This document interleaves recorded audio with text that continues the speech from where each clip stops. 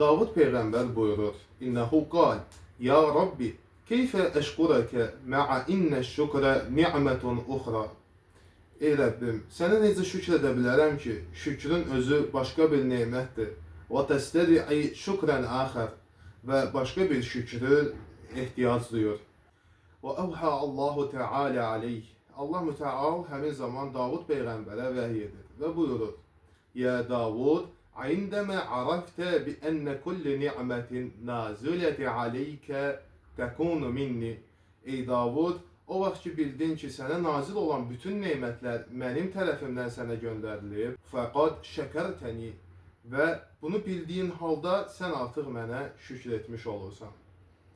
Bu hədisdən bizə aydın olan əvvəl məsələ budur ki, şükrü Allah Müteala layiq olan formada etməyin yollarından biri, onun bizə nazil etdiyi nemətlərin dərk etmək və nə gələn nemətləri onun tərəfindən olduğunu anlamağımızdır.